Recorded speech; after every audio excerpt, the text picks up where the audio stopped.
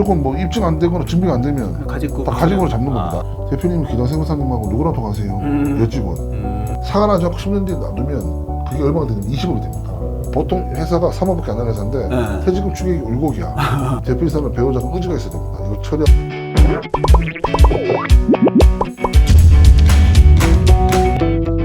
안녕하세요. 중소중견기업 보스들의 골치 아픈 고민을 타파해줄 보고파 TV를 책임지고 있는 윤치입니다.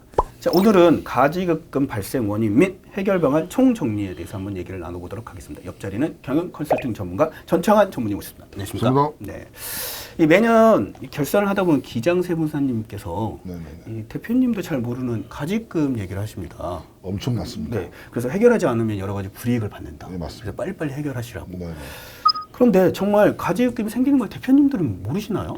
일단은 여러 가지 유형이 있는데 이런 게 많습니다. 예를 들어서 사무장님이 만일에 기장을 해주신다.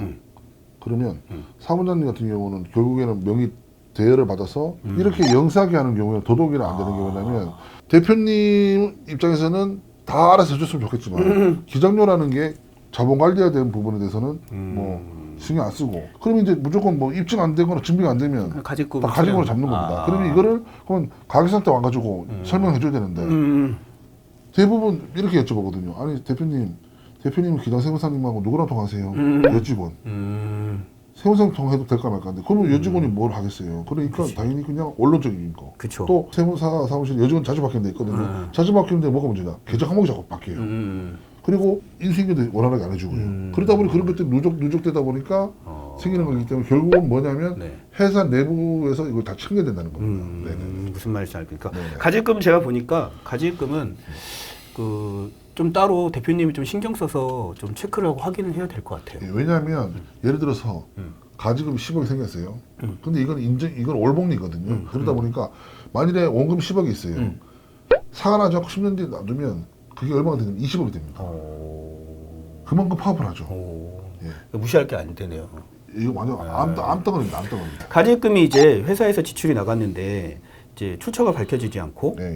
액수가 확정되지 않은 거를 이제 기소가 확정될 때까지 일시적으로 설정한 계정 과목이잖아요. 그게 가지금이죠. 예. 그러면 가지금이 이렇게 생기는 원인들이 있을 겁니다. 주요 원인이 뭘까요? 일단은 대표적인 부분이 대표 사적 사항입니다. 아. 뭐 예를 들어서 대표의 뭐 전세 보증금, 뭐 여행비, 생활비, 뭐 자녀 학업비 같은 업무 무관한 비율에 대한 지출입니다. 이거는 대표님들 그래도 알고 계시겠네요, 이런 부분은. 알고 있죠. 어. 네네네. 두 번째는 거래 가능이 영업 목적인데요. 네. 뭐 예를 들어서 거래 제휴자 사업자 리베이트 제공, 그다음에 뭐 근무하지 않는 친인척이나 불법 체류자 직원에 대한 급여. 이거는 어떻게 증빙을 안 하고 그냥 돈을 뺀 거니까. 왜냐하면 주물 공장이다. 이런 데서는 사실 사는 거 힘들거든요. 맞아요. 셀가루 나고 이러니까. 그러니까 결국에는 외국인을 써야 되는데 또 정상적인 외국인들이 또 그런 데 가지 않으려고 하고 또 많이 이제 또 제재가 있으니까 결국에는 암묵적으로 이제 불법 체류자 써야 되는 수밖에 없는 거거든요. 어쩔 수 없이. 예, 운영을 하려고 그러면 나중에 걸려서 가태를 내는 한이 있더라도 그렇죠. 회사가 돌아가야 예, 되니까. 운영이 돼야 돼. 그러다 보니까 그러면 이제 결국에는 이게 증빙이 안 되니까 결국에는 가지고 안 되면 대표님 급여를 더 많이 받아가서 이 부분은 상세를 해야 되거든요.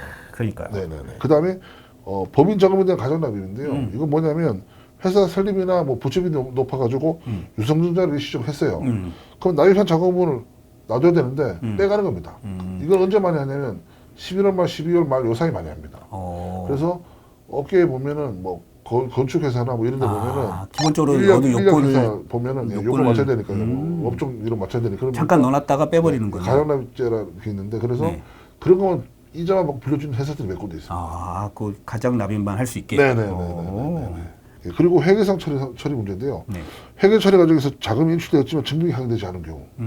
한마디로 회계 처리하다 보니까 뭐 자금이 인출됐는데 증빙이 확인이 안 되거나 뭐 증빙이 없거나.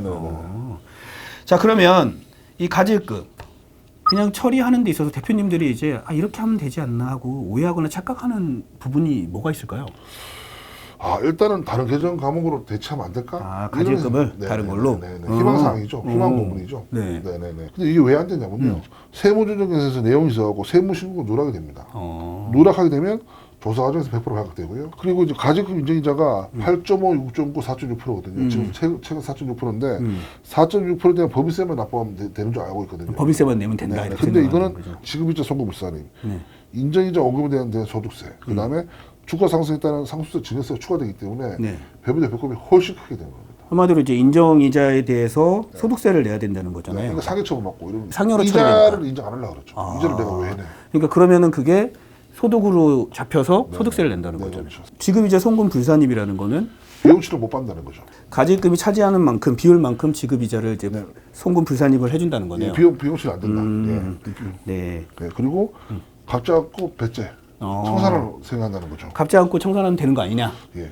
청산 시점에 미상한 원금 플러스 이자 상해처리 맞습니다. 그러니까 대표님이 가질금 원금과 이제 안 낸 이자들을 이자는 그 상여로 한 것처럼 처리를 한다. 네, 맞습니다. 그러면 소득세가 왕창 나오겠네요. 맞습니다.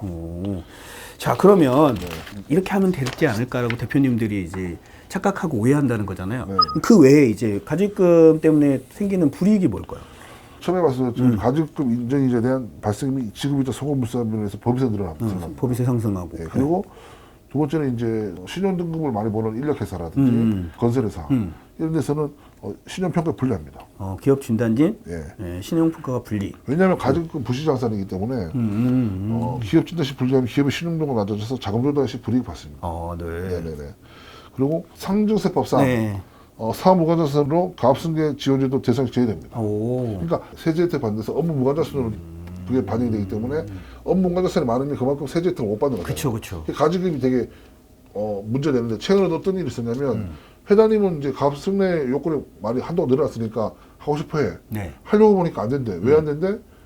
가지금 30억 있는 거를 몰라갔다고 있는 거예요. 그래서 빨리 가지금 30억 정리하고 사주턴을 하자고. 네. 근데 30억이 돈이 말이 쉽지 어려운 거지 않습니까? 그렇죠. 쉽게 정리가 안 예, 되죠. 그래서 빨리 지금 정리를 하고 있는 중인데 그걸 다 하고 나면 이제 사전통일을 하자고 지금 얘기하고 있습니다. 네. 그다음에 인정이자 미지급 및 원금 미상한 시 대표 상여처리 소득세 상승. 네. 그 다섯 번째는 자산 및 수익 가치 과대액 계산. 네. 기업 가치가 실제로 높게 평가되어 지분 노시 세부담 증가. 한마디로 증가. 뭐 이제 기업 입장에서는 네네.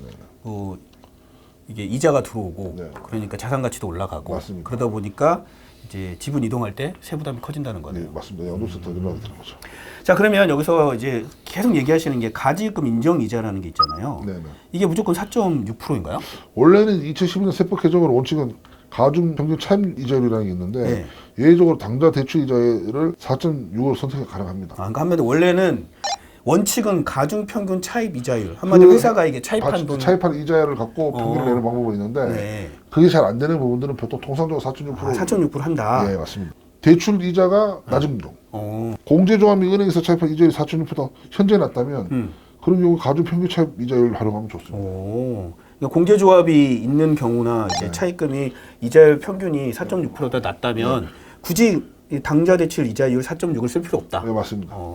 보통 그런 가중 차입은 못한 경우는 4.6을 쓰는 거죠. 대부분 근데 4.6을 많이 쓴다. 네, 맞습니다. 네. 자, 그러면 이제 가지금을 이제 해결해야 되지 않습니까? 네네. 제가 듣기로는 이제 해결하는 방법이 크게 세 가지가 있다고 네, 들었습니다. 맞습니다. 네. 크게 세 가지 방법이 있는데 첫 번째는 원천 소득 활용입니다. 네. 그리고 두 번째는 개인 재산 활용이고요. 세 번째는 발생 원인 해결해야 하는 거예요. 네.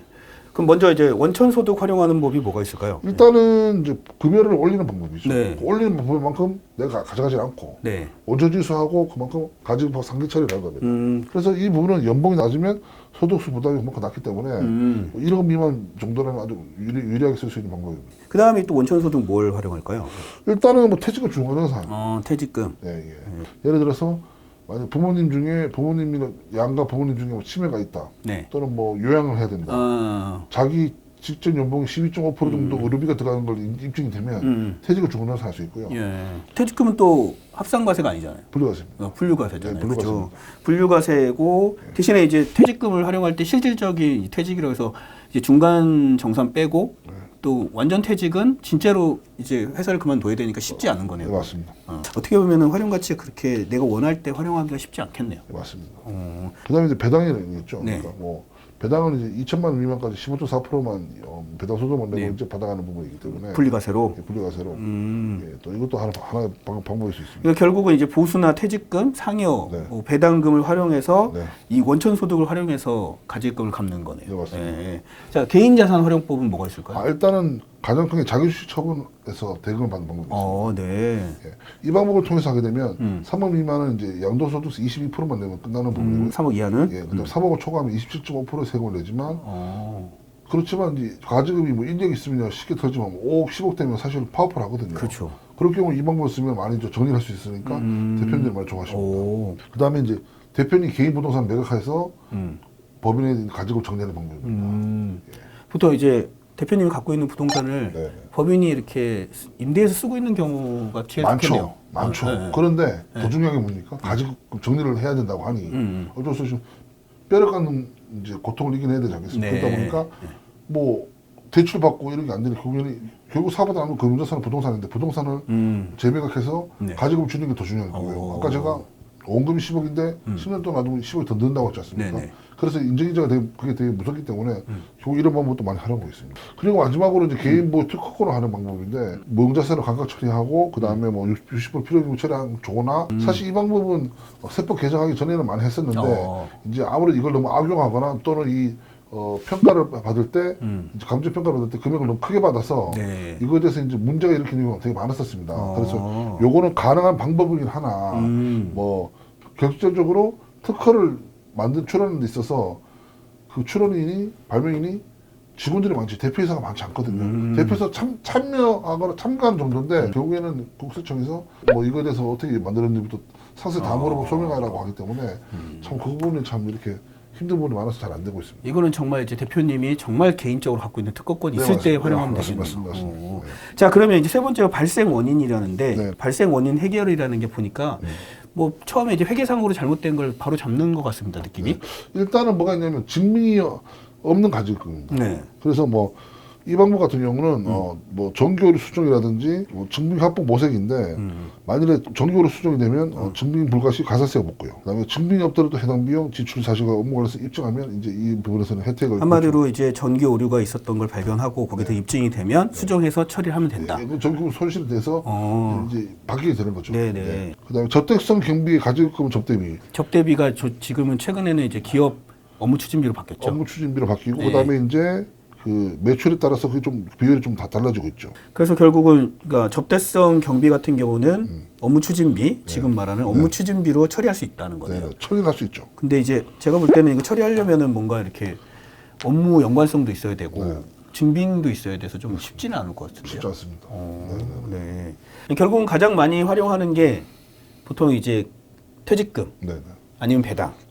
그 다음에 이제 자기 주식이나 부동산을 활용하는 거예요. 네, 맞습니다. 어떻게 보면. 네. 그러면 이게 그냥 이렇게 해결한다고 되는 게 아니라 해결할 때 이게 주의해야 될 점이 좀 있을 것 같습니다. 5가지가 있는데 첫 번째는 뭐냐면 가지금 대상자와 퇴직금 대상자가 다를 때 사기 처리하면 부인당합니다.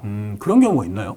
근데 그런 경우에는 뭐 다 뭐 딸이면 어머니, 아들이면 아버지하고 다 연관되게 해서 옛날에만 요즘은 두루두루 있습니다. 두루두루. 네. 그리고 두 번째는 네. 퇴직금으로 가지금 정리 시 당기순이익이 마이너스가 되어 기업 신용평가 및 사업활동 문제 발생할 수 있습니다. 무슨 얘기냐면 보통 회사가 3억밖에 안 나는 회사인데 퇴직금 추계액이 6억이야. 6억을 빼면 마이너스 3억이 나지 않습니까? 마이너스 3억 되는 거예요. 그것도 그걸 알아봐서 몰랐는데 했어요. 마이너스 3억 나면 안 되는데. 그래서 그런 데부터 불이익을 받는 거죠. 무조건 많이 받아간다는 게 득이 아니라 독이 될 수 있는 게 이런 경우죠. 그러니까 결국은 회사가 잘 나가면 많이 받아가도 되는데. 그러니까 모든 거는 정관의 그 규정이 회사의 이 재무 환경이나 그다음에 받아가는 사람이 서로 윈윈이 될 수 있게 받아야 되는데 받아가야 되는데 한쪽으로 쏠려 있으면 아무래도 문제가 될 수 있다는 겁니다. 네. 네네. 자. 그리고 세 번째 자기 주식으로 가지고 정리하면 자기 주식 취득 절차를 위반하면 부인. 그러면 이 자기 주식은 꼭 이 취득 절차, 법규, 규정을 준수해야 되더라고요. 아무래도 절차 금액, 목적 이게 아무래도 중요하죠. 그러니까 이거는 진짜 혼자 할 수 없는 부분인 거예요. 예. 네 번째 퇴직금 중간정산으로 가지고 정리할 때 주총을 하지 않으면 부인당합니다. 중간 정산할 때도 주총을 열어서 해야 되는 거네요. 맞죠. 그리고 다섯 번째 급여 배당을 올려 가지금 정리하면 과소한 소득세 부담입니다. 그냥 적당하게 내 연봉을 봐서 나의 소득 수준을 봐서 거기 맞춰서 올려야겠네요. 네, 맞습니다. 그러니까 아까도 말했듯이 연봉이 낮은 분은 올려도 되고. 네. 그러니까 그것도 좀 세율 비교를 좀 해가면서 해야겠네요. 맞습니다. 네. 그러니까 보통 이제 빨리빨리 처리하고 싶은데 가지금 처리할 때 기본적으로 한 4, 5년, 5년 이렇게 보고 왜 그렇게 걸리냐면 첫 번째는 대표이사나 배우자가 의지가 있어야 됩니다. 이걸 처리하고 싶은 거지. 남이 정리해서 이제 떠밀다 식으로 하면 본인이 감이 없고 정신 안 차려요. 근데 본인이 빨리 정리하고 싶다 싶으면 같이 일하는 담당자가 빨리 처리해줘야 되니까 일이 많아지거든요. 그러니까 이거는 뭐 시속 게임이라고 보시면 돼요. 일시금으로 크게 할 건 하고 또 나눠서 할 건 하고. 맞습니다. 그렇죠. 네, 네. 뭐 배당 같은 경우도 뭐 내가 배당 많이 받을 수 있다. 한꺼번에 받으면 또 엄청난 소득세가 나오니까 걔도 좀 장기적으로 해서 좀 풀어야 될 부분이 맞습니다. 있는 거고요. 네, 맞습니다. 이제 회사를 운영하다 보면 자이든 타이든 어쩔 수 없이 가지급금이 좀 발생할 수밖에 없는 것 같습니다. 맞습니다.